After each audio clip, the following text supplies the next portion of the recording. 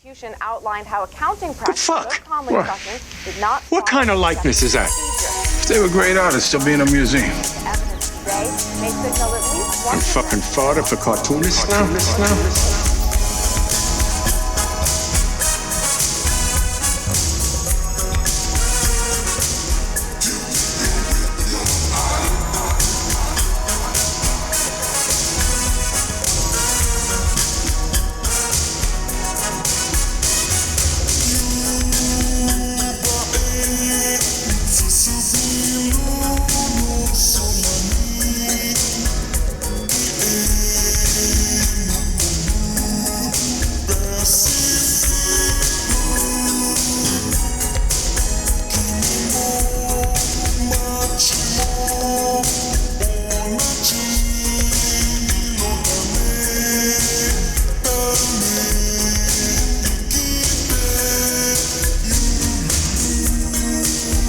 All right, welcome to another fantastic dose of Gutter Boys. Gutter Boys is a small press comics podcast about the ins, the outs, the highs, and the very deep, endless lows of making comics. I'm your host, JB, not joined with my co-host, Cam. He is currently unavailable. We will not comment on what's going on, but he won't be on the show for some time. As a result, this interview with our very special guest on this episode, Caitlin McGurk, who some of you probably know as the assistant professor at the Ohio State University Billy Ireland Cartoon Library and Museum. But yeah, Caitlin was nice enough to come on the show, talk about her job, the recent CXC, Cartoonists Crossroads, Columbus, Ohio convention that took place last weekend. Yeah, but it was a great interview. But, unfortunately for you, the listener, it is just with me. There's no Cam. Yeah, actually, can we take a moment of silence for Cam? All right, moment of silence over. I actually am here, bitches. No, so I'm actually not on this episode, and I do want to just kind of clear up. My life's been kind of crazy recently. I had a sick dog, a friend pass away, and that took me from being able to go to Alex's wedding, so I missed a lot of you all there. But I did miss this episode because someone had an electrical fire in my building. Nothing burned down, but they had to turn all the power off to repair it. So when we were supposed to record, I came home and, no power, so I couldn't record. So you have just JB, but I guarantee you it's very good. I'm actually bummed that I missed this one because I would love to talk to Caitlin and talk shop with them. So maybe they'll come back on the Patreon. She's definitely going to come back. She will have a new book to promote in 2024. Hell yeah. Oh, is she working on stuff? Yeah, she's working on a book. Cool. That'll be published by Fantagraphics. It's all in the interview. Okay, yeah, I got to listen. So, yeah, spoiler alert. Now, I do, the whole bit about, me not being here, I've had people ask me about this. I was in the hospital, and it was a serious scare, but it turned out to be nothing. I was actually drawing, and I was just like, holy fuck, am I really going out drawing? This fucking blows. I was drawing at my table, then all of a sudden my right arm just got like the tingles and shit, and I started seeing like blurred vision, and I went to go get my girlfriend Alicia and be like, I don't feel right, but in my head, I could understand what I was trying to say, but when it came out, it was just like fucking gibberish. So I legit thought I was having a stroke. These are the symptoms of a stroke. I went to the ER, and they kept me at the hospital for almost 2 days. I had to get CAT scans, MRI. It was an MRI. Yeah, something like that, where they'd like inject my fucking veins with like colored liquid and check my arteries and all this shit. But turns out I just have what's called, and I might be mispronouncing this, but acephalgic migraine, which is just a migraine without the headache, and it's more neurological symptoms. But yeah, I'm not dying. So I had people DMing me that I didn't even talk to about it, asking if I was okay. So if you heard anything about me, I'm totally fine. I have a specialist appointment in February. They were like, if it's a big deal, we wouldn't put it 6 months out. So yeah, I'm totally chilling. It was scary, but yeah, I guess I'm a bitch and have migraines. So just to set the record straight, I'm alive, bitches. You have to deal with me some more. Yep, it's the comeback. Don't call it a comeback. Yeah. Oh, bad news though. Bad news. I am on state-assisted insurance right now, but the bad news is I still have a $4,800 payment to make off of these medical bills. So that said, the cool thing is the hospital I went to, apparently I can apply for like forgiveness and like assistance, and they'll like just throw some of it out. It's some kind of program they have if you're under a certain income level. So fingers crossed I'll be able to get that. But I don't know what that process is going to be like, so I don't know if short run is in the cards for me because all my money's fucked now. But JB will be there, right? Yeah, I still plan on being there. Yeah. I think. Yeah. Yeah, so don't feel bad for me or anything. I'm not asking for pity or anything. I'm just being transparent with you all. Little update. Yeah. Little life update. Oh, I'll probably have Cam's stuff too to sell.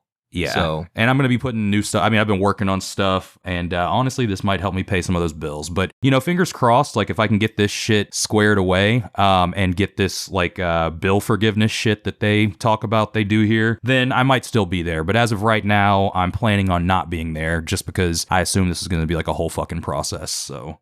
Yeah. So if you're not a patron, think about joining. Yeah. Oh, speaking of, next Patreon episode, we recorded it, but Brian Bubbles fucked it up. We're going to re-record it tomorrow night.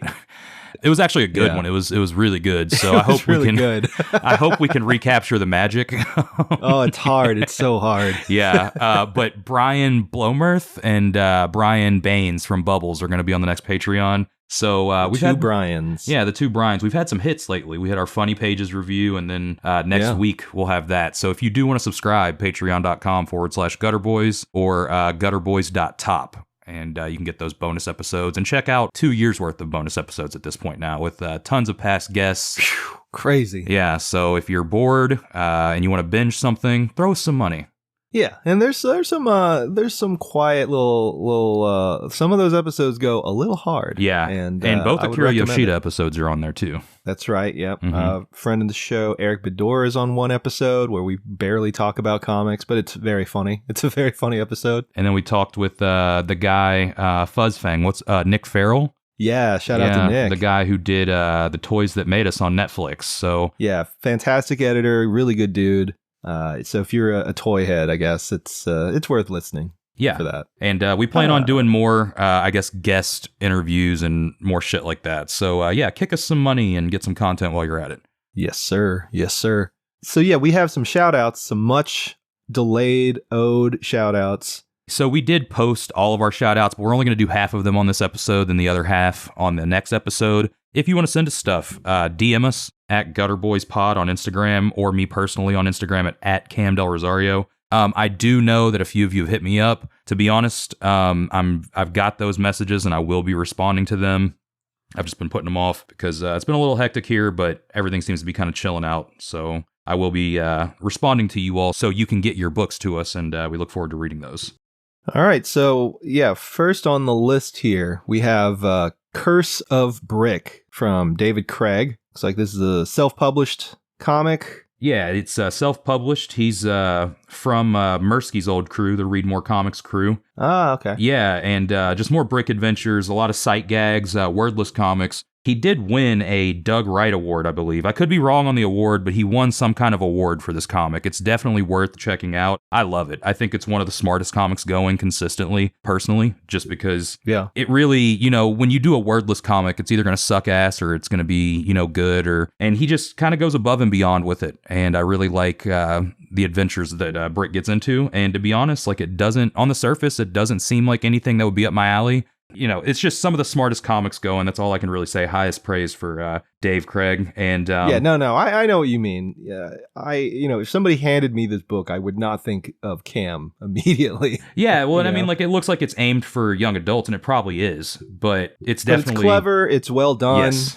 It's it looks like it's all drawn and colored analog. Yes, it is. Yeah. So shout out to a real comics pro, David Craig. And you can find him on Instagram at Dave Comics, Comix, and definitely get a copy of this for real. Alrighty. Next up, we have friend of the show, patron, Blake A. Chamness. Sorry if I mispronounced that, dude. I only read your name. He sent in a couple issues of Sentience and Distortion. Sentience is a sci-fi robot comic that's pretty fun, and Distortion is slice of life autobio stuff, so he's kind of running the gamut here. Dang. Yeah, really cool dude, really interesting work. You could check him out online at B.A. Chamness, Chamness on Instagram. Yeah, shout out to Blake for being able to pull that off. I feel like that's something I would like to see more of from, small press people, is, I don't know, trying your hand at different genres. You don't have to do just one. Right. Yeah. And I mean, it's really, I don't want to say easy to do, but it's easier for us to do it as cartoonists because, it's all just pen and paper at the end of the day. So even if you try it for yourself, genre hopping's fun. And then lastly, just in time for the spookiest season of the year, we have Mozzarella Halloween from listener Andrew Pilkington. Yeah, some more sick and twisted fucking comics. Andrew's been sending his stuff in over the years. We've talked about his work on here in the Mole book. Australian lad, I believe, if I'm not mistaken. Not cheap from Australia. So damn, shout out to our boy Andrew for really fucking throwing it down. Yeah, you can follow him online at Pilko Art, Pilko ART. Go ahead and check out his work. He does have a new strip. Hey, check this out. He does have a new strip in Vacuum Decay. A lot of people say that we wouldn't plug that book, but you know what? I've always said the talent in that book was all right. So I hope you got paid and pick up the new issue of Vacuum Decay if you want to read more of Andrew's work. Spoiler alert, he did not get paid. We don't know that for sure. But if history... Allegedly, he was not paid. If history repeats itself, you don't really get that paid over there. All right. We don't have any news. The interview that I did with Caitlin goes for well over an hour. So we're going to just kind of end it here, I think. Yeah. If anything crazy happens... in the next 2-week period, I'm sure we'll cover it in the next news segment. But in the meantime, hey, sit back, relax, enjoy a wonderful interview with Caitlin McGurk. But before you do that, why don't you, what? Just come back after the break. Why don't you spend a little moment with our very kind and loving sponsors here in this little break of ours? And then when we come back, you can enjoy the interview. All right, how about that? Sound like a good deal? All right, well, stay tuned. Commercial break time. Okay.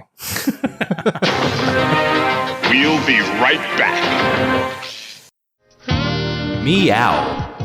Sid the Cat magazine is out now. If you've ever been to an amazing rock and roll show and thought, I wish I could experience this moment again, but in comic form, then Sid the Cat magazine is for you.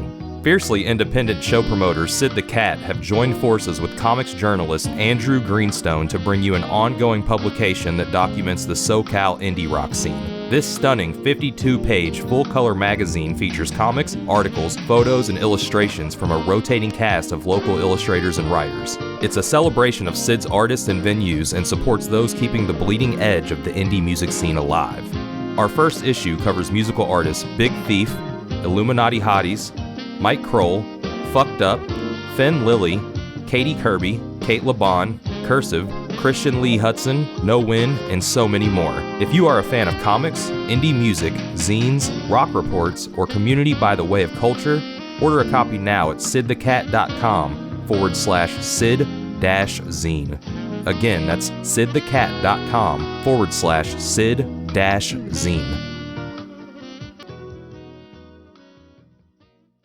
What do a pair of deadly assassins, a beefy pile of roided-up high school football players, a zombie outbreak, cute dragons, and a himbo barbarian have in common? You can find them all in the upcoming pages of the Santos Sisters. That's right, Ambar and Alana are back for more gripping adventures. Once again, offset press printed in full color on your favorite decadent newsprint. Prestigious publication. The Comics Journal loved the first issue, calling it a highly entertaining comic. And Katie and Sally from the Thick Lines podcast called it a masterpiece and more than they deserve. And who are we to disagree? The Santos Sisters is available now. Don't miss out. Ask your favorite comic book retailer to add it to your pull list today or find it online at santossisters.com.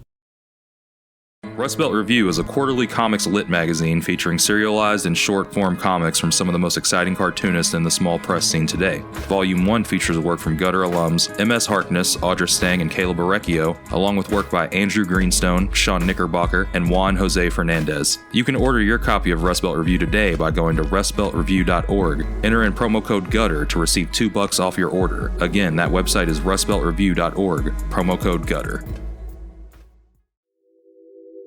Athenium Comic Art is an original art website for some of the best cartoonists in the business. They currently represent Remy Boydell, Marie Capelle-France, Nicole Gu, Jonathan Hill, Emma Hunsinger, Casey Nowak, Micah Song, and Tilly Walden. Athenium Comic Art gives fans the opportunity to own an original piece of art from their favorite comics and support the artists that they love. In their short time in business, they've already shipped many iconic pages out to hardcore fans across the globe. Don't miss out on your chance to own a one-of-a-kind piece of history. Check out their website, atheniumcomicart.com, and type in Gutter Gang at checkout to receive free shipping on your first order. Again, the website is atheniumcomicart.com, and the code is Gutter Gang. Who loves underground comics? Everybody loves underground comics, and if you know people who don't love underground comics and only read the mainstream comics, immediately report them to your local comic book store and find them with copies of Clusterfucks Comics. Clusterfucks Comics is a black and white underground anthology comic zine featuring some of the best underground comics creators today. Creators like Cameron Zavala, Eric Jasek, Brian Judge, Miguel Aguilar, Adam Yeater, Jason Cavelli, Umberto Tonella, Anna Peterson, Tony DePasquale, Drew B. Hall, and so many more. Issues 1 through 4 are available now, with the 5th issue debuting in early 2023. Purchase your copies today at clusterfuckscomics.bigcartel.com. And that's comics with an X. Clusterfucks Comics. Comics you can clusterfucks with.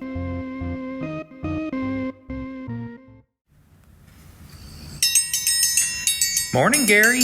Morning, Marianne. Need a menu? Nah, I'll just have the usual. You sure do love your eggs and coffee, Gary. Best way to start your morning, Marianne. Well, that and an issue of Town and County. What's that? Town and County is a new comic series written and drawn by cartoonist Alex Nall. He's that guy that wrote them books about teaching and that Mr. Rogers feller. Oh, he was such a nice man. The first issue is 36 pages of black and white comic stories with beautiful color covers and features 6 stories about folks in our little township here in Illinois, like Susie Barber, the house cleaner that uncovers her client's dirty laundry, if you know what I mean, and Stanley Pepper, that big feller that just lost his job and took to drinking every night at Bugs's Tavern. Well, ain't that something? Town and County is published by Ivy Terrace Press, headquartered in Chicago. Chicago? Who would want to live there? So dirty. Each issue comes with a copy of the Hometown Hero, our little town's newsletter, and it's only $8. $8? Where can I get it, Gary? You can order a copy of Town and County on the internet at storeenvy/AlexNallComics. Oh, there's your breakfast, Gary. Thanks, Marianne. Nothing like a cup of coffee and a good comic book. The Last Aviatrix is a post-nuclear adventure comic by independent, Los Angeles-based cartoonist Buster Cagle. The story follows Summer, our last aviatrix, who pilots the sole-surviving airplane, a nuclear-powered B-29. As she travels the ruined world finding ways to survive and help humanity, while dealing with the imminent threat of the Atom-born, a rare breed of atomic wizards that want to see her out of the sky, her mission becomes complicated when she accidentally picks up Henry, an Atom-born child who wields incredible power, and Clementine, a berserker on a quest for vengeance. Can our aviatrix survive this ruined and irradiated wasteland? Every issue can be read for free on bustercagle.com/comics. Paper copies can be ordered as well, but, you can still read it for free. If you like wizards or warplanes, go check it out. Now, back to our program.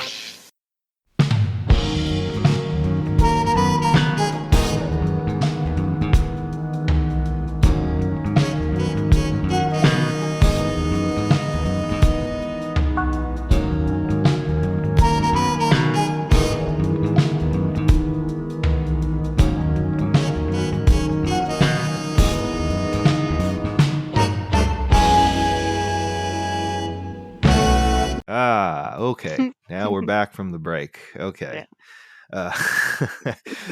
Cam is finally gone out of the picture, and I'm now sitting here virtually with my guest for this evening, who is the associate curator and assistant professor at the Ohio State University Billy Ireland Cartoon Library and Museum, Also serves on the council for Cartoon Crossroads Columbus, which recently wrapped last weekend. And you also serve as a juror for the CMA CCAD Columbus Comics Residency Program as well. Is that right?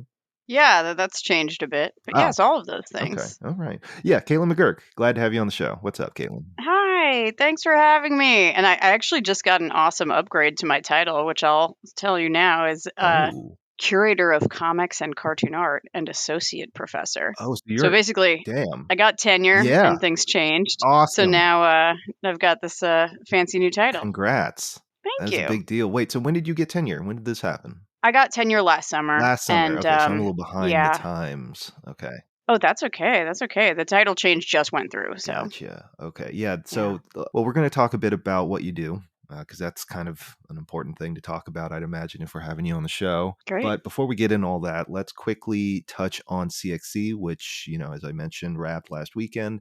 How'd it go? How was the whole, having the boys back? What was that like? Yeah, it was fantastic. I will say it was our best year yet, which was really a huge relief because, this year, I believe would be like year 7 or 8 for the festival. And this festival has been put through the ringer. I mean, shortly before the pandemic, Tom Spurgeon died, and Tom was, one of the founders of the festival. He was the executive director. He was one of my best friends. I'm looking at his ashes right now in my office. And so we lost him. Then we lost the festival for 2 years, and it, went virtual. And we really didn't know at all what 2022 was going to look like, and if anyone was going to even remember the show, if they were going to come out. And it blew us all away. It was the highest attendance we've ever had. Everyone I spoke to said they sold really well, and it wasn't like just lip service either. Like, I think sometimes people feel like they have to tell me like, yeah, it was a great show. And then I'm like, no, actually, how much money did you make? And people did well. And every program that we had from Wednesday night on, because it's like a 4.5-day festival, was almost at capacity. So, wow. And I will also say, not that anyone else sees this stuff, but from a behind the scenes standpoint, it also went more smoothly than it ever has before, because we've had some major fires in the past, including a time when a volunteer was driving Kate Beaton to her event and hit someone with their car on the way to the event. So you never know what might happen when you're organizing a festival. And we've had just about everything go down. So this one was perfect. Yeah, I'd imagine, we've had a couple of different people on who either help organize or who are, spearheading, running an entire show. And it is quite a process to have to navigate, and you're just spinning all these plates constantly for most of the year just to get the show going. Yep. But from as somebody who did not attend the event, did not go to visit, because I don't like Columbus, I don't like the people there, I don't like I don't like cartoonists, I don't like comics. I figured, what's the point? No, but based on what I saw on my feed, it looked like it was a huge success. I mean, people were, like you said, just coming out, supporting the show, supporting the artists. Yeah. It was great. So, just a little bit of a background on the show. Here at the Cartoon Library, we were founded back in the 70s, and starting in the early 80s, our founding curator, Lucy Shelton Caswell, had started this triennial festival of cartoon art. That was like a pretty exclusive, I think 2 or 3 day festival that was like sort of invitation only. It was limited to a certain amount of people. It was really fancy and cool, and it was, a lot of the funding for it came from newspaper syndicates that no longer exist. But it was a big to do, and cartoonists would come here and be treated like celebrities, and it was a wonderful thing. Yeah. But after doing it every 3 years for a few decades, Lucy pretty much had to stop doing the show when our funding sources went away, and so CXC was sort of born out of that old show, and it was re-envisioned as a yearly festival that would take place across Columbus and be much more accessible and free. So the concept behind it is to try to be like an American Angoulême, which is kind of hilarious because, let's face it, Columbus, Ohio is no, south of France. But it's the idea, the comparison is really based on the fact that in Angoulême, the festival takes over the whole city. There's all these different institutions that participate. And that very much is the case for CXC here, because for whatever reason, and it's why I'm here, there are lot of different institutions across Columbus that really care about and celebrate comics and do exhibits around comics and other kinds of programs and residencies and things like that. And so the idea was to kind of like harness the power of all these different institutions in the city that care about this work and have everybody participate in comics related programming and hosting cartoonists, the same week for each year. And so even that concept, is a lot to pull off because that just means a tremendous amount of people trying to organize this thing, and everyone has different goals and different funding sources and stuff like that. So I'm always impressed every year when I think we're never going to be able to pull this off, and we somehow do. Yeah, I mean, especially after a 2-year hiatus, like that is wild. Yeah. I mean, we had virtual festivals for the past 2 years. So after Tom passed away, we had an interim executive director, Druzy Drozd, and he was wonderful, and he did a really amazing job on the virtual side. So that was really great. But we just really, again, didn't know what this year would look like.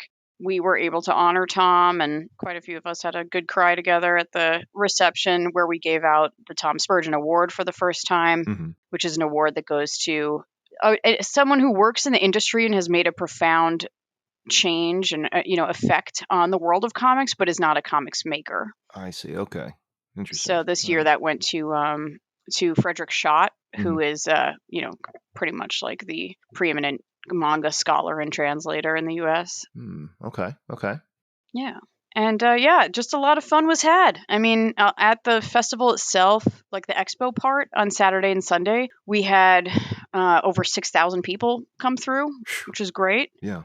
So those are really good numbers for us. And as I said, everything, at the Billy Ireland was at capacity. Basically, the first 2 days of the show take place on the, northern side of Columbus on OSU's campus. So the Billy Ireland and the Wexner Center for the Arts participate, as well as the Gateway Film Center. So programming's all up here from Wednesday through Friday. And then everything moves downtown. And the downtown institutions like Columbus College of Art and Design, Columbus Metropolitan Library, Columbus Museum of Art, they all then host the weekend programming and the expo itself. So it's a huge ordeal. And for people who actually come out and stay for the entire duration of it, those people are heroes, because it's not cheap, to come and stay somewhere for 4 or 5 nights. But we've got a lot of people who return every single year and stay for the entire thing and find it to be worth it. So that's great.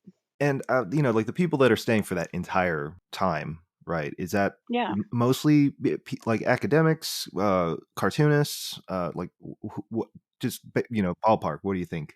Yeah. So it's mostly cartoonists, and that is what we always wanted it to be. Okay. So, there's a handful of cartoonists like Neil Brideau and Kurt Ankeny and stuff, Cara Bean, who come out every single year. They've been like some of our biggest supporters. And again, they stay for the duration of the show.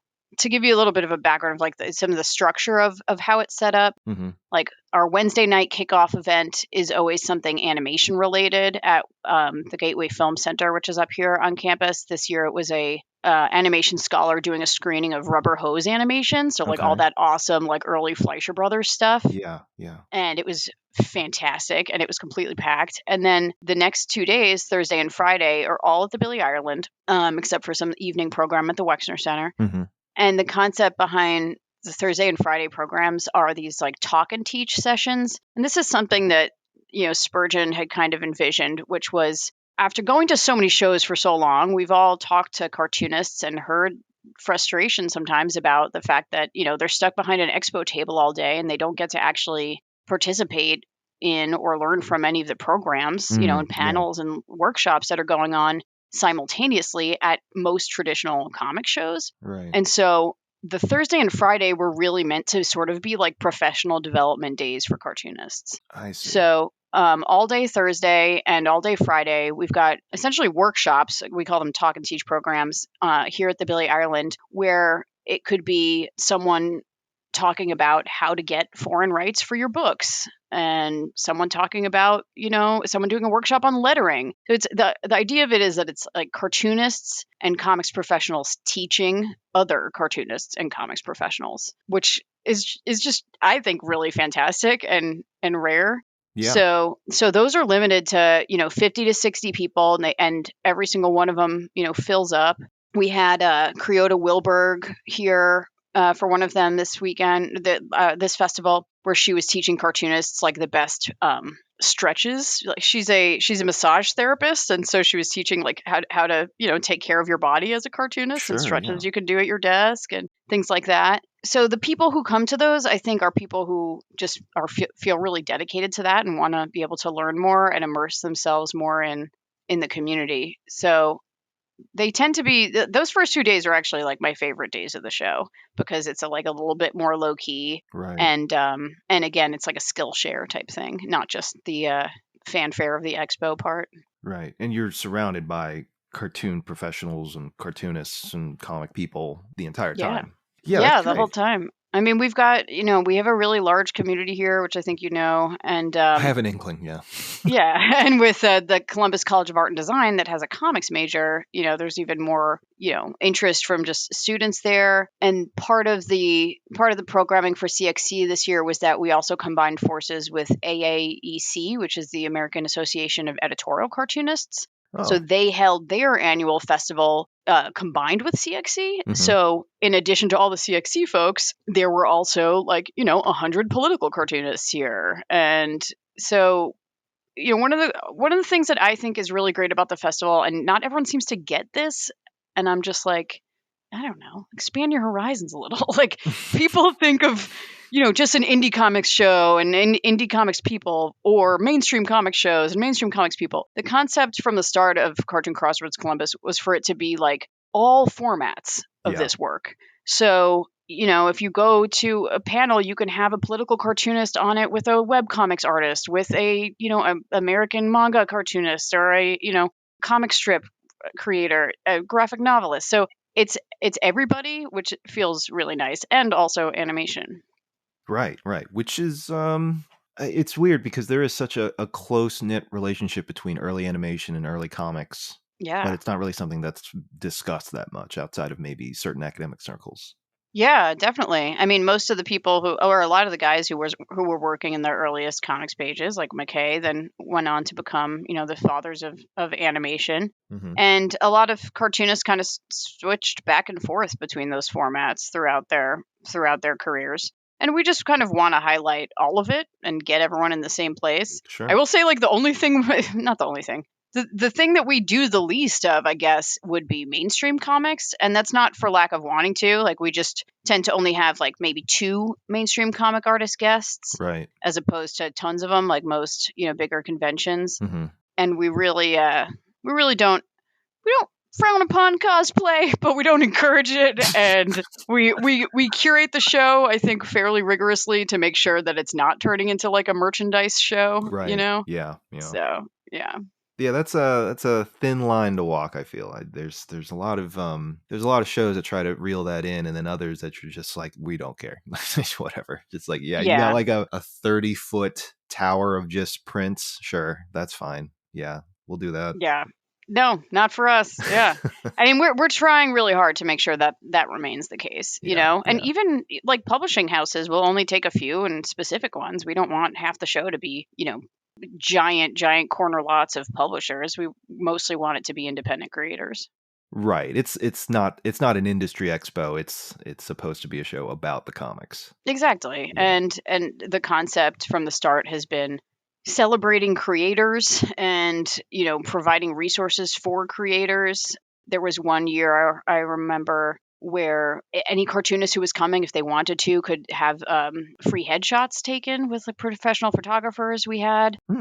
We had another time where we had a couple of lawyers who were available to meet with cartoonists to talk about, tax questions and things like that.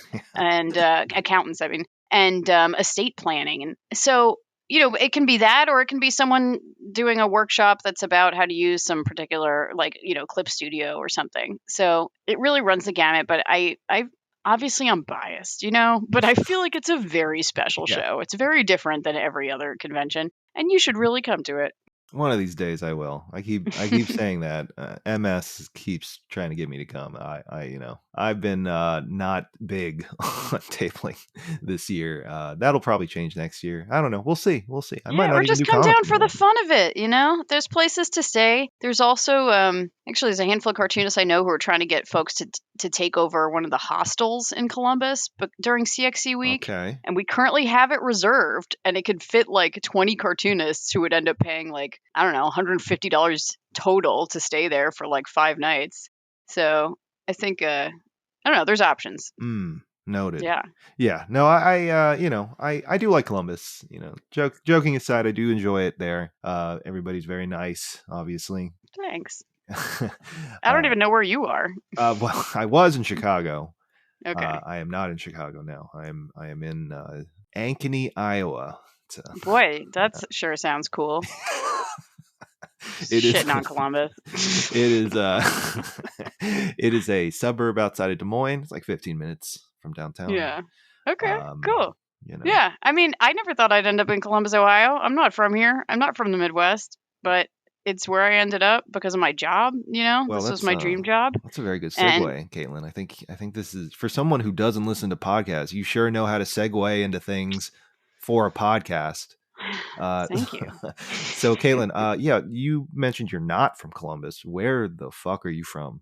I am from New York. So the greatest city in the world, baby. Yeah, I guess. So I'm actually from Long Island, which is outside of, outside of the city.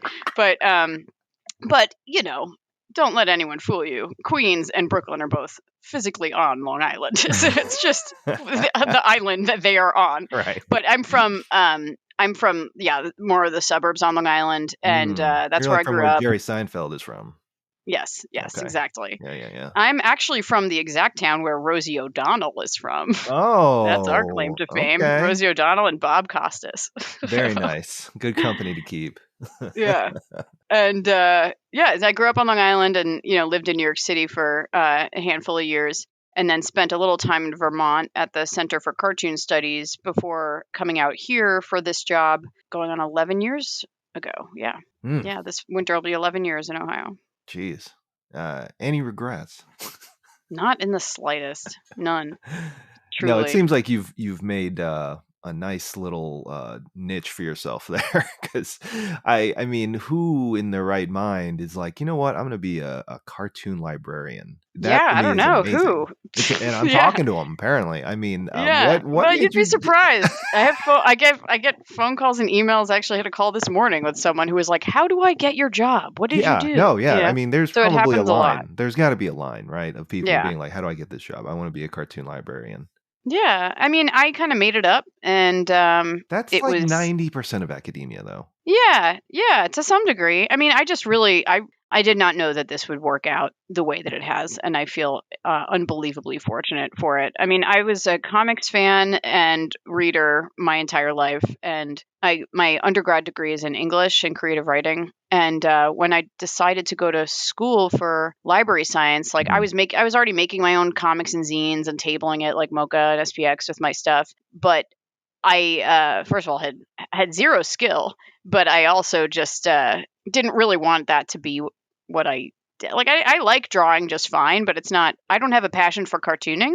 I realized I had a passion for like working with this kind of stuff. So okay, so you say working with it. So do you mean like, what do you mean by that? Do you mean like studying it? I want to explore that part. Yeah. Sure. So at that age, I wasn't sure what I meant. I just meant like, I don't want to make comics. I just want to somehow like work with cartoonists. Maybe that means I work in publishing. Maybe that means I don't know what I'll do. But basically I decided to go and get my master's degree in library science. And I thought, okay, this will be cool because I love to write. I can do that kind of stuff that I love on the side, not have to do it to survive, and have work in libraries. And I decided I'm going to try to focus all of my assignments and internships and anything that I can while I'm in library school around comics and working with comics. And that's what I did.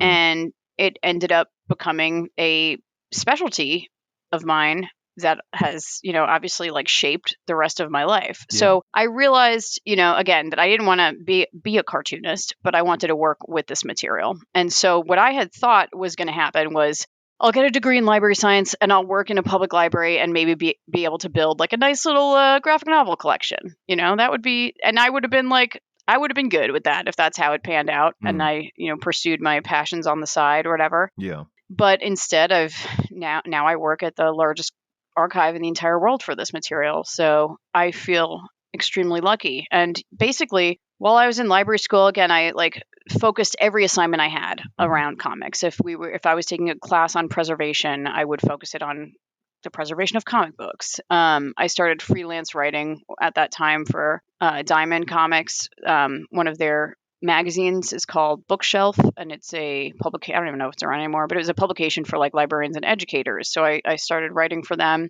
And then I just kind of like knocked on doors and called people and emailed people and tried to get any possible like volunteer or internship opportunity I could related to comics. So I volunteered at Columbia, where Karen Green is. And at the time there was just like a small mini comics collection there. And I offered to go in there on my weekends and catalog it for them just so I could work with this material. And then I got an internship in Marvel Comics, and that really kind of changed everything for me. So I helped build the archive at Marvel on their publishing floor. Was there for quite a while and made some really great connections there. That was in New York, right? Yeah. In New York City. Yeah. And then after that, got convinced at the time, which was what was a brand new school, the Center for Cartoon Studies in White River Junction, Vermont, convinced them to let me come up there and help them build their library. And so I went out there for a summer as an intern. I lived out of my car in New York City just so I could save up enough money to intern at the fucking Center for Cartoon Studies. No shit. I have some crazy stories. And that's how much I wanted to do this. Damn, so that is wild. So, you were hungry for it. Yeah. Woo. And so I spent a summer in Vermont at the Center for Cartoon Studies, had some of the best times of my life, moved back to New York, finished my degree, and, had a million other things happen, obviously, in the time in between. Yeah. But about a year later, the school, was established enough and had enough money to hire their very first degreed librarian, and they called me. And so I moved to Vermont and was their head librarian for a while. So that's where I met a lot of my closest comics friends, people who were attending school there or were graduates from it, people like, Joe Lambert and Chuck Forsman and stuff. And then after my time was winding down there, because I was on a contract position, an opening came up here at the Billy Ireland, and an opening comes up here every 10 years. So it was incredible timing. And I got the gig, and I've been here ever since. There's a lot of details I'm leaving out because the story is very long. So to be fair, you did just really just right past the whole living in a car thing. Sorry. Yeah. Well, I don't know what's of interest to this audience. Yeah. Well, I feel like we're here to talk about comics, not how bad I smelled for a long time. That might be a point of interest for some people. You never know.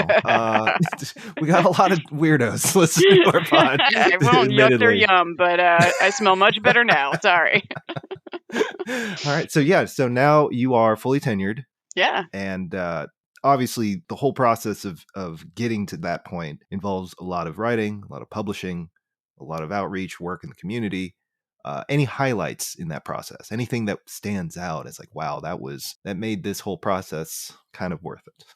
Yeah, I mean, it is a really hard process. I don't know that I'd recommend it for a lot of people. I mean, I had started here in a different position, and then I was offered a faculty position here, and it was actually, I don't know, it was a tough decision because the idea of tenure is, of course, very tempting, but the tenure, starting the tenure clock and going through that process it's a grinder. It's really hard. It's the publisher perish thing is serious, and if you don't achieve tenure, you literally lose your job. It's not that you just don't have tenure. You have to go away. So I had bought a house and stuff, and I didn't know what was going to happen. So it's really intimidating, and it's really competitive, and you get voted on your case. Essentially, after your 6-year tenure clock is up, everything you've ever written and your 80-page CV gets analyzed by every single faculty member in your unit, and they all vote on you. They discuss you and vote on you, and you get to find out if you keep your job or not. So anyway, it's a very scary process, but I'm very glad I did it. And I have tenure now. And the highlights for me would be just, I guess, so some of the articles I've written that I'm the most proud of. The one in particular that jumps to mind is an article I wrote for the Journal of Lesbian Studies about the early lesbian characters in American newspaper comics dating back to 1904. So that article has gotten a lot of traction. I've met a lot of interesting people through it, and gotten plugged into different academic communities and far outside of just the comics community. Sure, yeah. So that article was focused on a super obscure comic strip from the turn of the century called Lucy and Sophie Say Goodbye, that had 2 lesbian characters in it, and then another one that was created by our founder at my library, Milton Caniff, a strip called Terry and the Pirates that had a lesbian character named Sanjak in it, and then a character from Brenda Starr by Dale Messick named Hank O'Hare, who is also a lesbian character. So getting to, do archival research on that kind of stuff is extremely fun for me, even if it is stressful. And toward the tail end of my tenure clock, I got a book deal. And so I'm working on a book right now with Fantagraphics about another obscure cartoonist named Barbara Sherman, who was one of the first women cartoonists to work for The New Yorker. So those have been some of the highlights for me. It's hard to say what a highlight is of the tenure track because it's like a scary thing. Sure. But those are the 2 projects I'm probably most proud of. Okay. I mean, what is the process like for building this book, for example, that you're working on? Because in my idiot brain, I'm just picturing you in a poorly lit library, looking through microfilm. Yeah, I mean, that's a lot of it. Luckily, not as much microfilm for this particular project as like physical material, but I've done, let me say, for anyone listening who's interested in this kind of stuff, I do not recommend writing an entire book about an artist who is long dead, with whom there were 0 interviews, with whom there are 0 surviving relatives, and nothing written about this person. So it's been very challenging. But yeah, like where do you even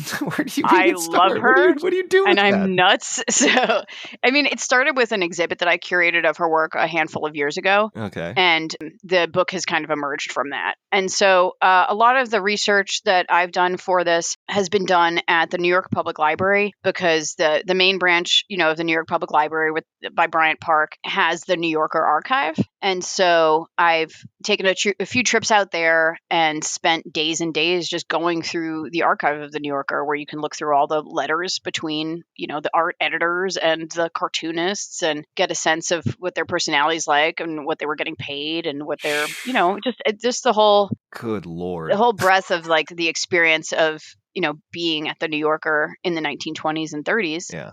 So some of it for me was that. This particular artist also worked for Esquire, so I've gone through all the Esquire archives, which are at a university in Michigan. Last summer, I went to the town where she died and just kind of knocked on people's doors to see if anybody knew her, and did a few really interesting interviews that way with people. I met a guy who mowed her lawn when he was like 10 years old, and this would have been in like the 60s. And he was able to tell me some interesting anecdotes about her. Oh, I mean, I've been researching this artist for like 5 years now. What the fuck, Caitlin? Yeah, it's cool, right? No, it's not cool. It's very insane. But the biggest thing that happened in this, and this is a great story, is that so there, when I said there's no surviving relatives, I meant none who knew her. Okay. There are people who are alive who are connected to her, but she didn't herself have any kids. So the biggest connection that I made through my research was this woman named Amanda, who is basically Barbara Sherman's great half niece. So, wow, okay. She never met her. Barbara, I think, passed away when Amanda was a kid, and she didn't even know she existed at that point. Mm-hmm. But Amanda lives out in Nevada. She's not a scholar, but she had inherited some of Sherman's work in her family and just kind of started doing her own like sort of family ancestry research. And that's how she and I found each other. So she had seen some blog posts I had written about Barbara Sherman, and we started emailing. And one of the things that came out of this was the discovery that not only was Barbara Sherman forgotten in the world of comics and cartoon art history, but her actual remains were forgotten. So we'd never been able to track down a cemetery plot for her, or grave plot. And what Amanda found out by calling around to funeral homes in New Jersey around the area that we knew she died was that her cremated remains were left unclaimed in a funeral home on the Jersey Shore since 1978. And so they still had them. So Amanda got the remains from this funeral home. Oh my God. And I did a GoFundMe, and hundreds of cartoonists, like big name cartoonists and stuff, like donated to this GoFundMe. We put the whole story out there about this, pioneer woman cartoonist and how she was forgotten. And we had a burial for her. So we buried her in California with her mother, found where her mother's unmarked grave was, buried her there, and put a grave marker on there. So my life is very weird, and like the stuff that I've become involved in is like, I don't know. She was literally forgotten. She was literally forgotten, she was essentially like the person who gave the New Yorker, when the time it was founded, its entire like visual feel. Yeah. And she did over 600 cartoons for them, a dozen covers. She worked at Esquire magazine for like 30 years. I mean, she was a big deal. And, that's comics for you. Wow. Like she, not only was she was a woman cartoonist, so she didn't get as much notoriety, but there's just a lot of people who, as you know, don't care about this history or didn't until fairly recently. And so many of these artists are just totally lost to obscurity. So, wow. Yeah. Well, I'm going to have to pick up this book just to find out how the hell that happened.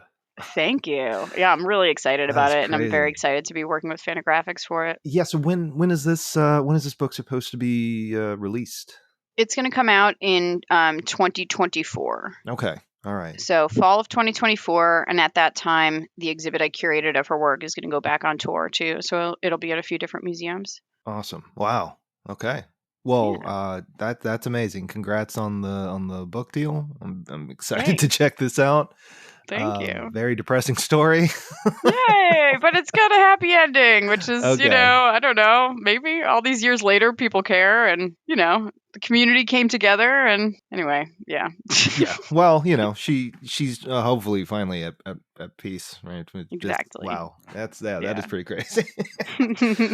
Yeah. I mean, this whole process of because you are effectively like the forward-facing face of the Billy Ireland, right? Like you're the one there meeting these people, making these connections, building these relationships. Yeah, I'm not the head curator. The head curator is Jenny Robb, but my position here is kind of the public facing curator position. Yes. So I teach pretty much all the classes, give a lot of the tours, curate a lot of the exhibits. I do, all the social media, like all the public facing stuff. Whereas my yeah, no, we do not have a TikTok. If someone wants to teach me how to, like, I don't know, do it and what would be cool, I'll make one. I don't care. We just want people to know about us. I think our Instagram is decent. There's got to be at least one Zoomer there that's like, oh yeah, I can do that. I know. We do have student employees here, and sometimes I do like student takeovers of our Instagram, and they make some pretty hilarious stuff. So there you go. Yeah, I've got to get on the TikTok thing. There's just no time. No time. Yeah, that's fair. But no, it's so my counterpart here, Wendy, is the sort of back-facing curator. She processes collections, and then the head curator here is Jenny Robb. So yeah, most of my stuff is outward, working with cartoonists, and collectors and stuff. And, dealing with them too. Yes. Yeah. So yeah, you are, like you said, public facing. You're the one that's like, out there, out and about, making the deal, shaking the hands, kissing the babies. Yeah. Yeah. Yeah. Sure. That's totally how it is. Yes, I get to work really closely with cartoonists, and it's the best because not unlike cartooning, the work of a librarian and archivist is also very solitary and quiet most of the time. And so when I do get to have cartoonists here on tours or just go to visit people's studios and stuff, it's the best because it's just. I don't know. I think when people, I don't know if you felt this way when you got to visit, but when people actually see the archive at the Billy Ireland, let alone just the building from outside, they're like, "Oh, this is for comics? Like, this is amazing." I mean, to see this material that has long been stigmatized and so disrespected for so long actually be treated so well and cared for in the way that it deserves to be, I think is really profound. And so I just love getting to work with artists and getting to bring them here, especially. Yeah, I would say you've probably gotten this response too, obviously, but like anybody that's even remotely involved in comics or cartoons or whatever, and they come to this place and they see it for the first time, it is definitely something that takes you aback. It's like what even the idea that something like this would exist, let alone in somewhere like Columbus, Ohio, it is very jarring. And that's one of the things that I love about the Billy Ireland and what you do is that as much as we like to joke on the show about comics, they're serious business, so we got to be very, very serious, that kind of mentality. What you do does that, but in like a genuine like it's a net positive, right, for the medium. Yeah, because there is a certain level of legitimacy that comics just doesn't have anymore. That might have had like 80 years ago, but has since been wiped away by a number of variables that I won't get into. But yeah, that's interesting. I mean, and it depends on what you mean by legitimacy, because like in some ways, I mean, comics are taken more seriously now than they ever have been by far, but cartoonists are making less money than they ever have been too. Yeah. So yeah, what do you mean when you say legitimacy? When I say legitimacy, I just mean what is our day-to-day relationship with this thing, right? With comics. Yeah, sure. Okay. I feel like today it is seen as this sort of very, very much like a niche thing, right? It's this fetishized thing that has been mutated and transformed into this marketing behemoth for movies and TV. When in reality, comics was something that we had a daily relationship with, whether it be in the papers or on newsstands or just comic racks. It was something that we had a very more intimate knowledge of and understanding of, and it wasn't seen as this on the edge of culture type of thing. That's very true. And it just depends on the format. And, that's an interesting way of thinking about it because yes, like comics were far more ubiquitous before and part of our daily lives, but also not nearly as appreciated and respected truly because until like the graphic novel was really popularized and then comics could be included in libraries. And then, of course, in the world I work in, comics could be included in classes. I mean, more often than not, I work with undergrad students who read a graphic novel as part of their coursework in high school. And like, that was definitely not the case when I was in high school. And it certainly wasn't, the case for anyone before the advent of graphic novels that comics were taken seriously in that way. So like, they're far more legit now in that sense, but yeah, less of a part of our daily life. But is that even true? I don't know, because like people love web comics, and not even web comics that they necessarily follow, but like these memes that are basically comics. We've talked about how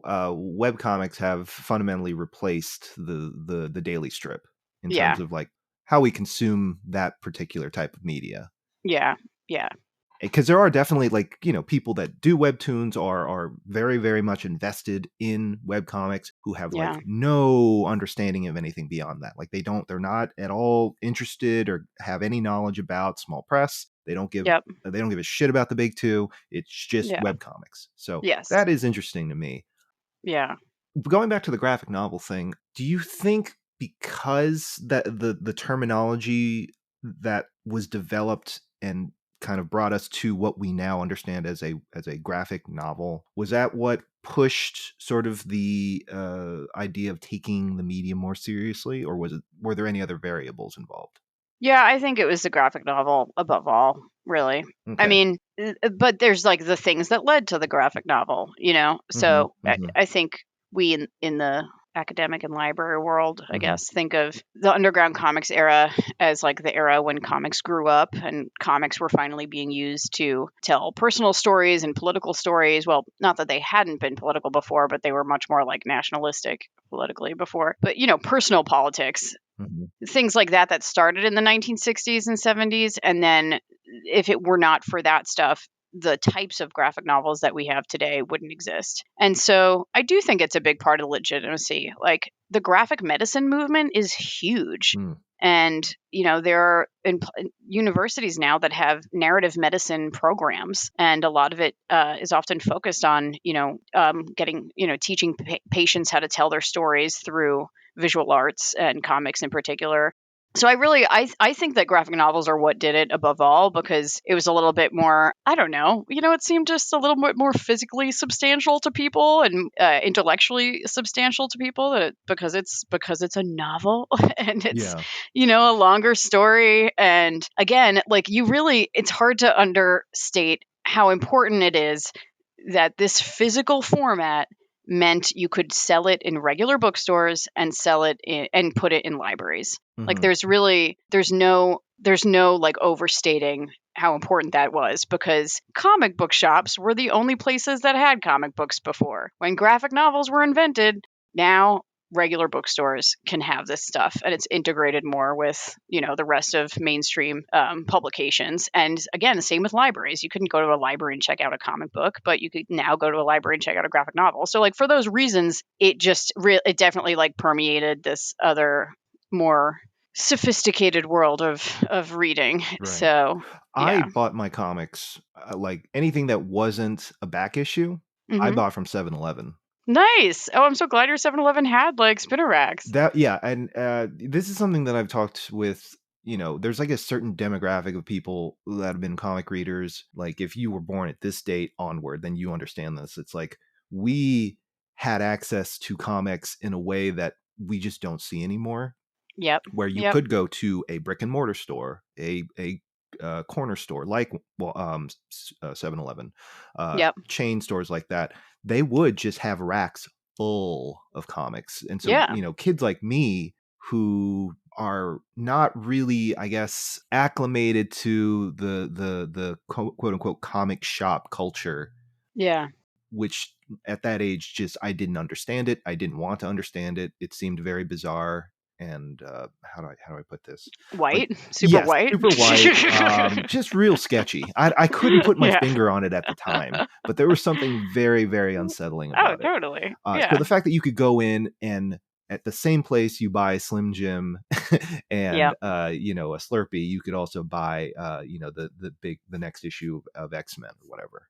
Yeah, which was, you know, a holdover from just being able to buy them at newsstands. Right. And so, you know, sadly, there's just very little of that anymore. And I think, like you, I am also someone who felt pretty uncomfortable in comic book shops. I only started reading comic books when I was a kid because I was going to those shops with my older brother who like felt totally comfortable there, you know, and I was just kind of tagging along and copying him and stuff. And that's why I think, you know, moving the format into regular bookstores and things like that made it a lot more accessible to people who, especially women, who were not comfortable going into comic book shops and being stared down or questioned or, whatever. This is a question that I've had. Okay, so with graphic novels, is there anything that predates the collected trade that was written, drawn, published with the intent of being this long form thing that you consume in one sitting? Yes. Rather than, you know, collected issues in one book.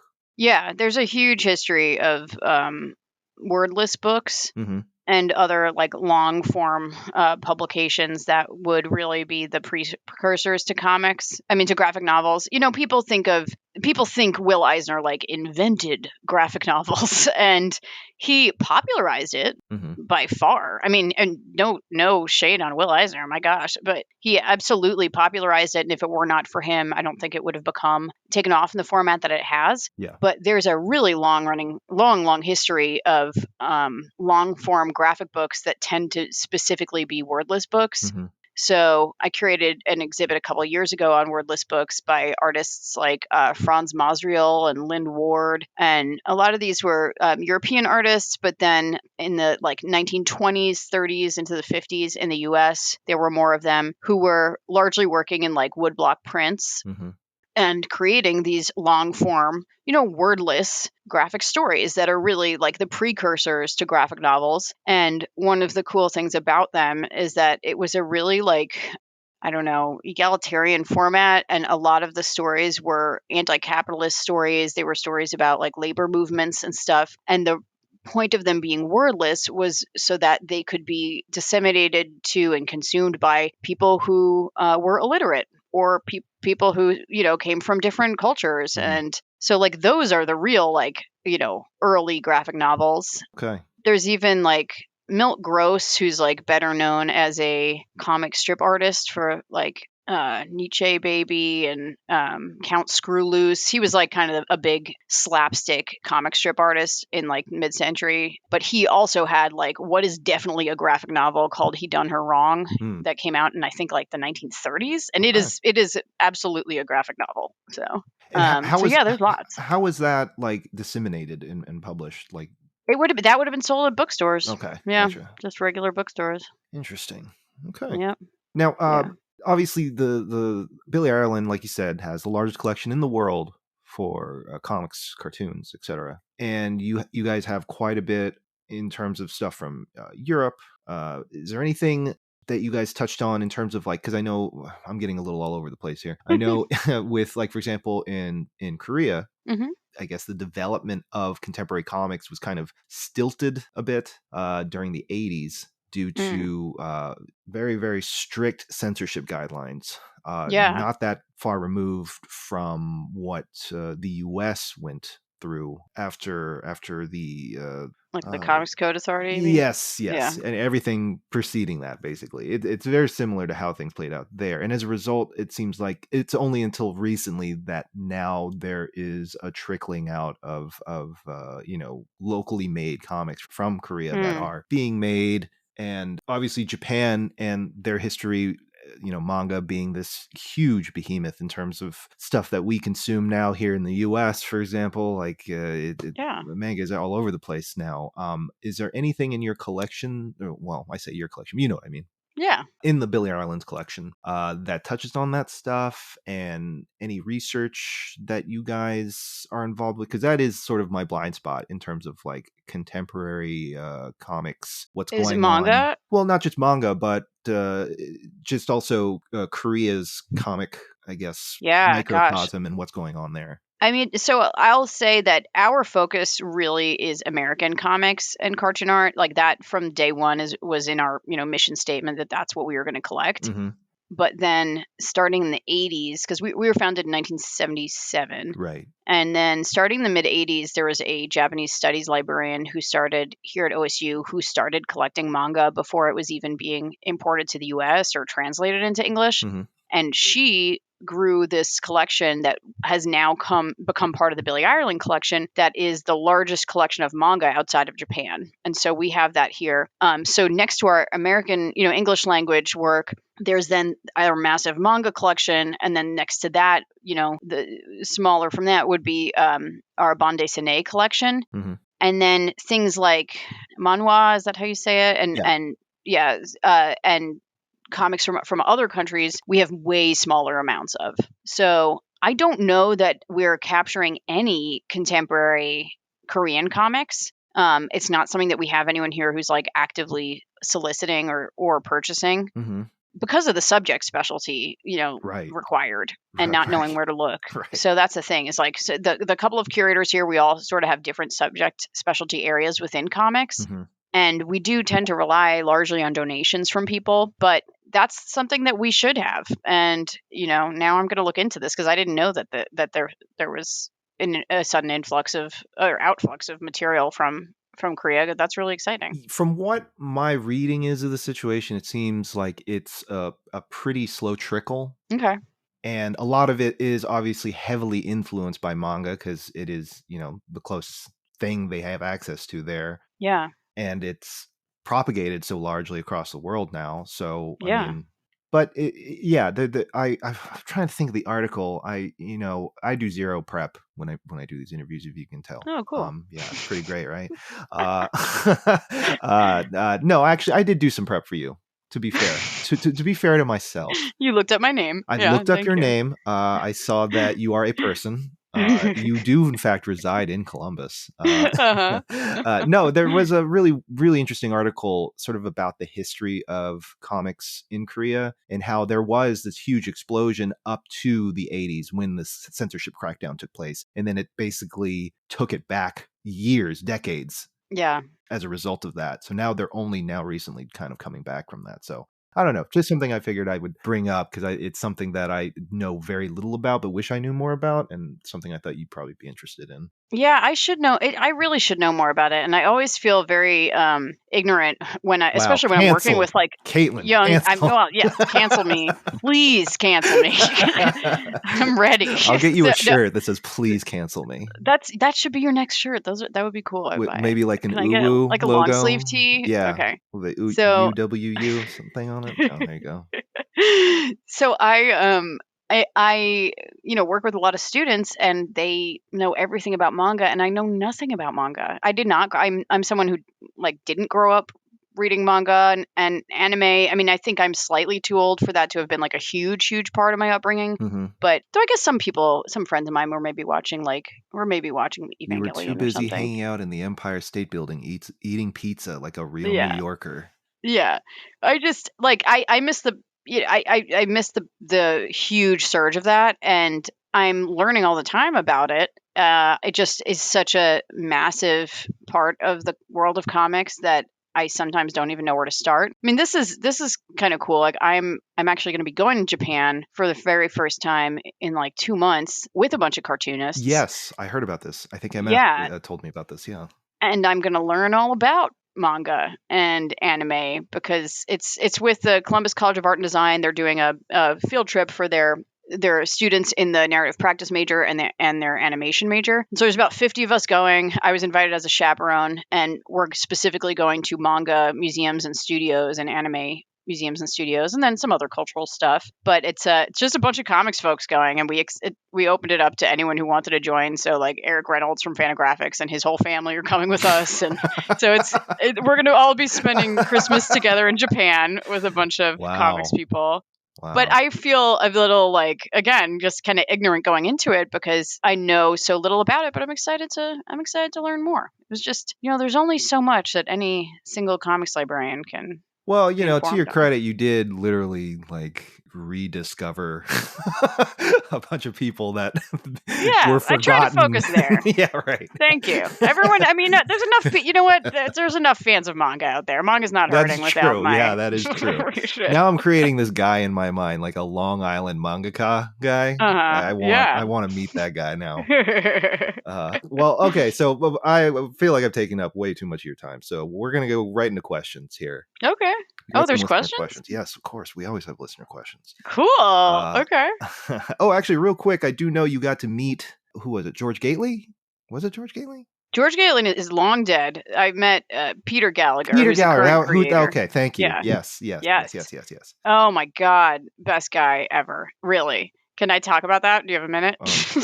Please. So you were super excited about it. I was very excited about it, and everyone should be excited to hear about it if they read Hayslip. I'm excited about it and also excited for you simultaneously. Thank you. So, yeah. So I, like everyone else, I've been following Heathcliff and very confused and amazed and unsure of what the deal is. Yeah. Because it got real weird over the past couple of years. And basically, Heathcliff was started by George Gately and John Gallagher, who were brothers. It was taken over back in 1998 by Peter Gallagher, and he's been drawing it ever since then, but just drawing it as, regular Heathcliff comics. And then, in the past 2 years, he just decided to make it extremely weird. I think, essentially what happened was his uncles passed away. Yeah. And he had always had a kind of a different sense of humor than them. And he would sort of pepper in over the years some weird absurdist humor, but then just went full bore more recently. And so if anyone who's listening looks at Heathcliff, it's mostly non sequiturs and just very bizarre new characters like the trash ape and stuff. And everything's about ham and bubblegum. Wait. Trash ape? Yeah. Oh, you haven't looked at it? You have to look at it. It's incredible. My understanding of Heathcliff is so out of date. Oh, it's a whole new Heathcliff, my friend. This is not your mama's Heathcliff. Right. This is guitar solo. It's very weird. Okay. He's and in talking with him, I found out he's a huge Steve Martin fan. He loves absurdist humor, as do I. And so it's just it's a real sweet spot for me. But so he's been very people don't really know him. He's not a public figure. He's just doing Heathcliff, this legacy strip, and people are this is a weird thing. There's one interview with him that was on Soul Rad a couple years ago.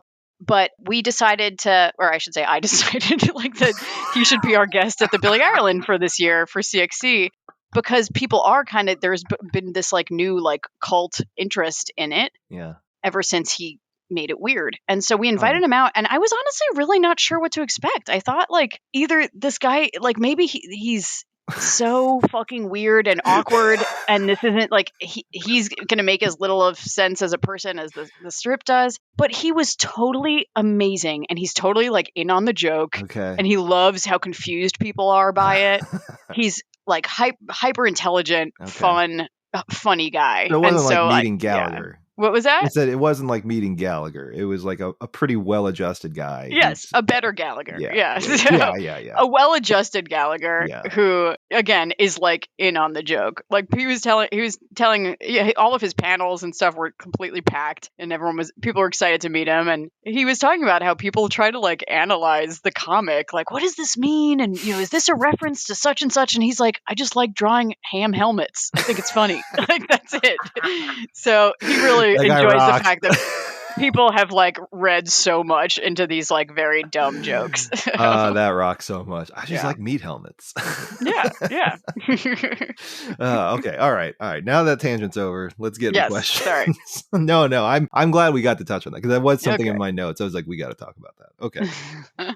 All right. First question is from Audra Stang. What's up, Audra? Shout out to Audra. Audra asks, I love her. Not sure how to phrase this as a question, but would love to hear her talk about researching Lucy and Sophie Say Goodbye and the mystery surrounding who drew it. So we did touch on that. Very, very interesting story. Was there anything that you wanted to add to that, though, that maybe we did not touch on or discuss? Yeah, I mean, I'll just say, again, I'll plug the article. It's in Journal of Lesbian Studies. You can find it for free online if you Google my name and lesbian studies. And you should do that. And so, yes, as Audra alludes to, this comic ran for a super short period of time I'm trying to remember, it was 1903 or 1904, done by an anonymous artist. It was in the newspaper. Okay. And it ran for only maybe 30 or 40 times on a Sunday. Okay. It's very surrealist looking. It looks kind of even though it was coming out at the same time as Winsor McCay's stuff, and sometimes it has a little bit of that sort of vibe where he breaks the panel structure and does some interesting. The creator, again, it was anonymous, right, breaks the panel structure and does some interesting things. But the whole conceit of the comic was every single Sunday, these two characters, Lucy and Sophie, have to say goodbye to each other. And that is the whole concept of the strip. But in saying goodbye to each other, they're embracing each other. They're like heavily making out.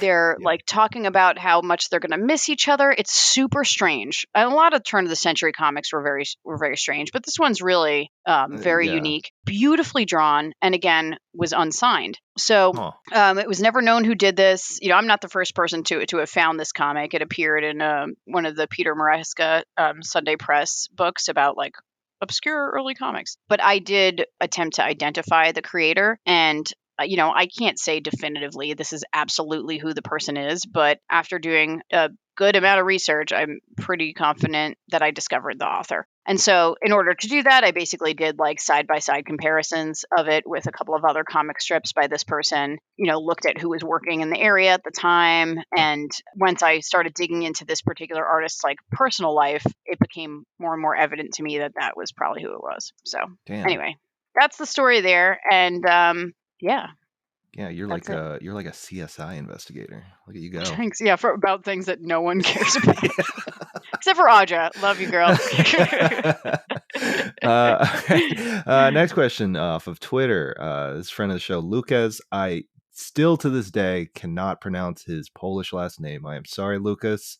He asked, how does financing of such institutions look like? For example, do they have a solid budget for buying books, or donations are crucial? And what is their opinion about comics closed in plastic coffins? Yeah, that's a great question. So I think, the first part was about our funding, right? Yes. Buying stuff specifically. I think it's just about how do you finance such an institution to begin with?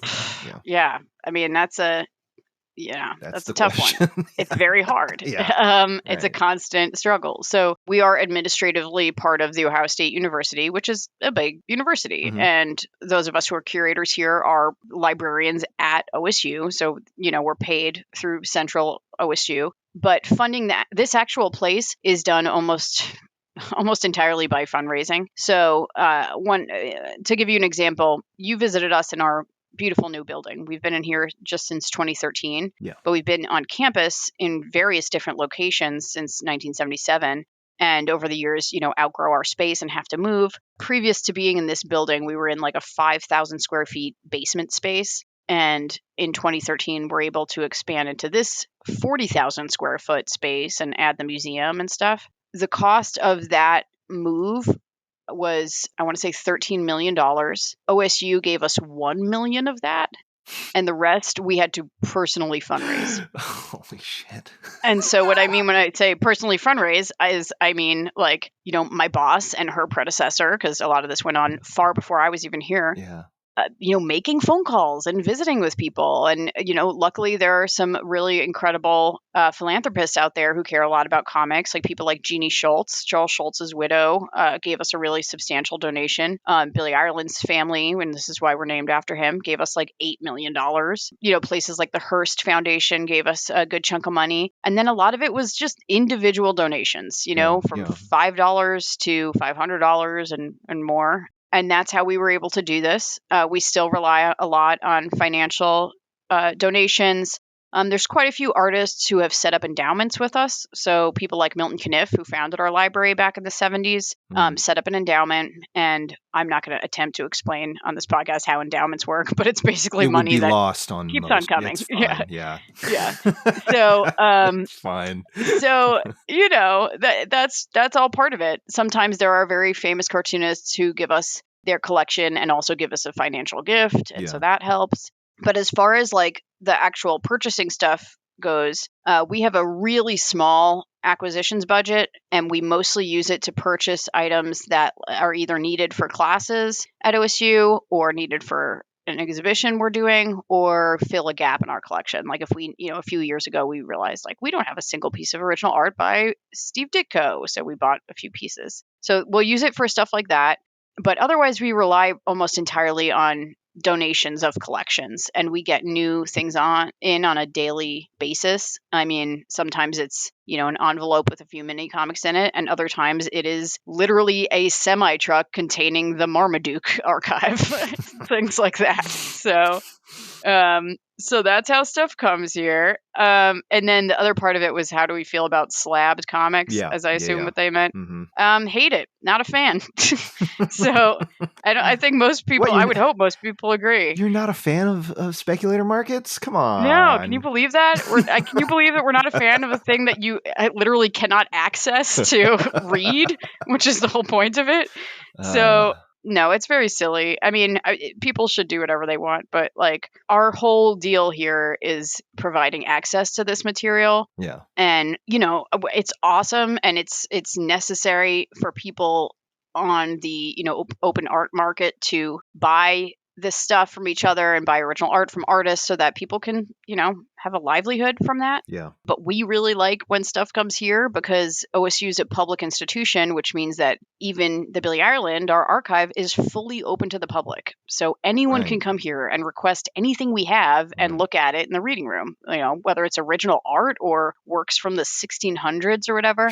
And like most places don't have that level of access, and, people's, living room shelf where they've got this thing slabbed or framed, like also certainly doesn't have that level of access for future generations. So yeah, that's my rant. Well, continue. Going back to the whole funding thing. Yeah. Is that just sort of a byproduct of like most state universities kind of like putting a low priority on the arts in general? I think it's a handful of things. That's definitely that. What you just said is a really big part of our story. So Milton Caniff, who founded our library, again, he was a huge cartoonist in his day with Terry and the Pirates and Steve Canyon. Yeah. And he was an OSU graduate. And when he, in the 70s, being like the celebrity cartoonist he decided to donate his life's work to OSU. The OSU libraries turned it down because they did not think comics were worth saving. Because again, this stuff was not legit until recently. Yeah.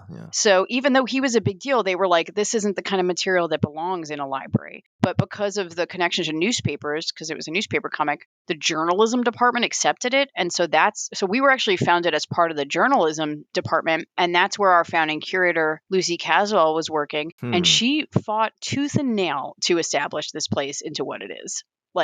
She was given very little support from various, some leaders more than others over the years at OSU. Right. But she really fought to build this herself, and she's still around. And a lot of it is, just this combination of lack of arts funding and lack of interest in comics. But now we're cool. And now we're like, now that comics are like a hot thing, the university actually pays way more attention to us than they used to. Interesting. So. Yeah. Well, hey, shout out to Disney. Thank you for all your hard work. Yes. God bless. All right. Next question we have is from Shambe on Twitter. They ask, is there hope? That's it. That's the question. Is there hope? Yeah. I'm guessing this applies to just comics in general. Wow. I mean, although you can just stretch this out to just life if you want. But, if it's not clear, I can just rant a lot. Hey, so I don't know how we want to take this. I'm just going to say, why don't I just keep it simple? Okay. Yes. All right. Yes. Okay. There's hope. All right. Next question is from Instagram user Gavisgoo. First time caller. How do you all know each other? I mean, comics obviously, but how did you connect? You can. How do you and I know each other? I guess so. Yeah, that is the question. Yeah. I think you and I know each other because you attended a retreat that MS Harkness organized, the Hocking Hills. What is it called? Hocking Hills Cartoonist Retreat? It's all made up. It's fine. A Hocking Hills Cartoonist Retreat, I think, is one of the names. Okay, cool. And for anyone who goes on that retreat, and I do believe she plans to continue to organize them, it usually culminates in a little expo here in Columbus and a visit to the Billy Ireland. And anyone who attends it can request stuff. I don't remember. Did you request anything to come look at when you were here? I think I did. I don't remember what it was though. Yeah, I feel like we had some fun. I feel like everyone was requesting some really good stuff anyway. Like there was a lot of overlap. Yes, definitely. Like. Yeah, and that's how we met. There you go. Wow. Last question is from past guest friend of the show, Caroline Cash. What's up, Caroline? Yeah. They ask, "Oh hell yeah, Caitlin, what made you choose to devote your life to comics?" And follow up, what is a fun bit of comics gossip? Oh my god. Yes. Shout out to Caroline, recent winner. We're going to keep bringing this up. I adore Caroline. It's hard. My husband recently commented that Caroline has BDE, which I think we would all agree. Wait, definitely. What's BDE? Big dick energy, bro. Yeah, that's very. She has some serious swagger, and I just think she's an incredible person, an incredible artist, and I'm very, very fortunate to have met her also through MS Harkness's retreat. Oh, there you go. Yeah, that's right. But what was the question? Why do I do this? The question, what made you choose to devote your life to comics, and what is a fun bit of comics gossip?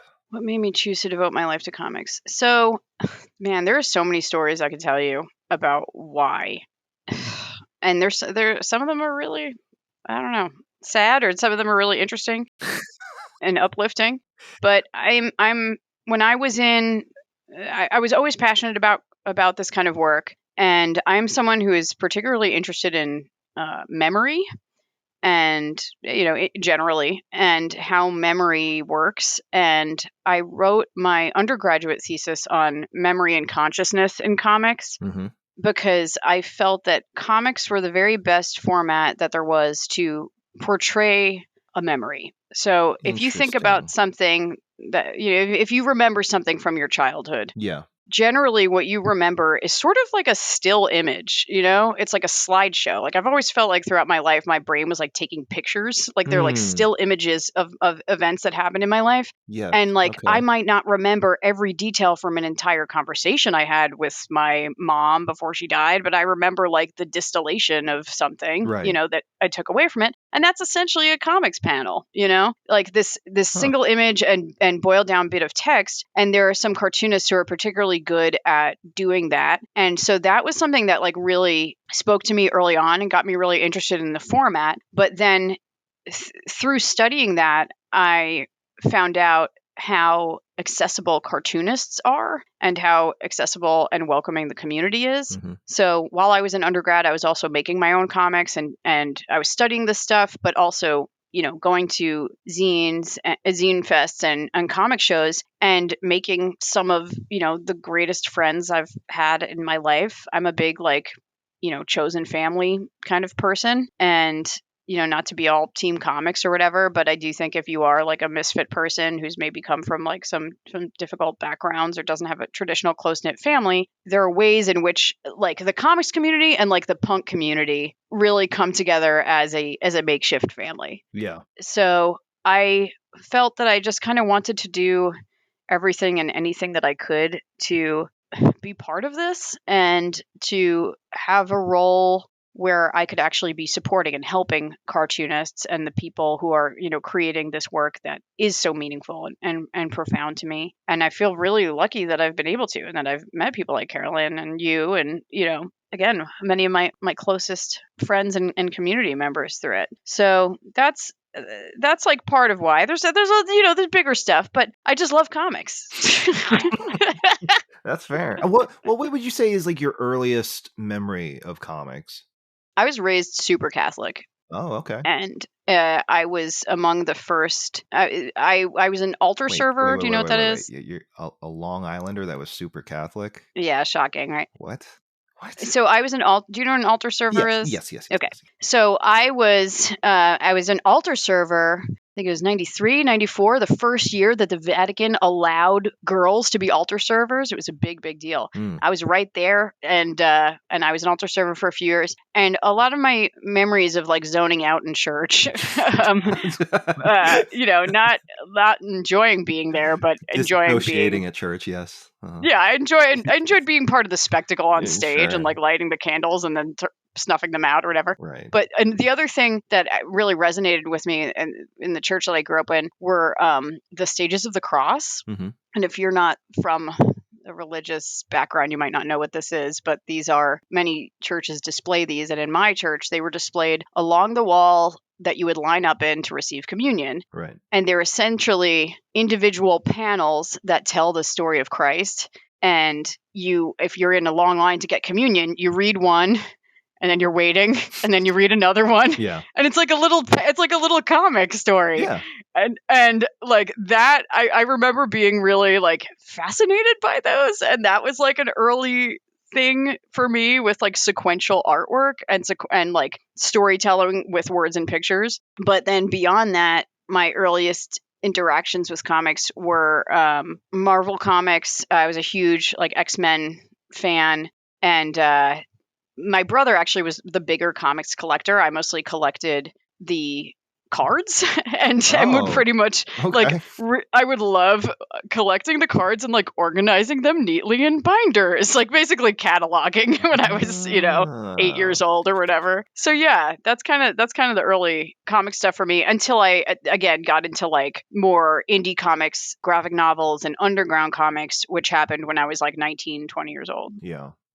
I love those trading cards too. Like those were very, very important to me as a kid, especially when they got, I forget the name of the series, but they got these like hyper detailed, like oil painted portraits and images of certain heroes. Oh God, I can't even remember. I mean, it's been so long since I collected that kind of stuff, Yeah.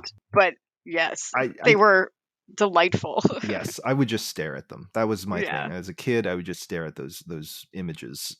Be like, this is sick. This is so badass. Well, Caitlin, thank you so much for coming on the show and sacrificing some IQ points to talk to me. Really appreciate it. This is great. No, it's my pleasure. Thanks for having me. And I hope people come visit the Billy Ireland Cartoon Library Museum and apply for a table at Cartoon Crossroads Columbus next year. Or even if they don't come for a table, just come. Yeah. Just come and hang out. Yeah, it's really fun just to be there as a visitor. Highly recommend at least one visit in your lifetime to the Billy Ireland. I think if you are even remotely interested in comics, you're doing yourself a disservice if you do not go and visit. Yes, I would agree. Bucket list item for everyone, I think. Caitlin, where can people find you online? Is there anything you want to plug? I would plug following the Cartoon Library on Instagram and Twitter at Cartoon Library. Don't follow me personally because I have a private account, so I won't accept your request. Probably. No, you can, but maybe I don't know. That's smart. Yeah. But yeah. no, follow the Cartoon Library and follow CXC at Cartoon Crossroads Columbus on Instagram and CXC Festival on Twitter. And leave me the hell alone. And no, I'm just kidding. I'm totally kidding. I just, there's some weirdos out there, man. I had to go private. Oh, really? You know what? We'll talk about that off air at some point. Yeah. Oh, well, what about your work? Where can people find your work? Because I know you mentioned you did comics. Oh, yeah. I mean, that stuff's long out of print, long gone. Okay. So only for a select few now, huh? Okay. Yeah. But you can look for my Fantagraphics book in 2024. Boom. Fall 2024. Fall of 2024. It's going to be called Tell Me a Story Where the Bad Girl Wins, The Life and Art of Barbara Sherman. And if you Google me or look me up on Google Scholar, you can find some of my research articles too. Amazing. Yeah, Caitlin, thank you. We'll have to have you back on when you do your promotional circuit. Yes, that sounds great. I hope that's the thing that happens. Yeah. I'd imagine, right? That's normal. I don't know. A fucking book release, right? Like that's. You would think so, but come on, it's comics. Like I mean, if I have a self-funded promotional circuit where I go to that's two places. Yeah. Well, you have the upper hand because it's not a comic; it's a book about comics. Yeah, which is even less lucrative. But yes, there's going to be a book tour, international. Well, either way, looking forward to it. Everybody. Thank you, Jamie. Thank you. Stay gutter. Bye. Your trash is mine.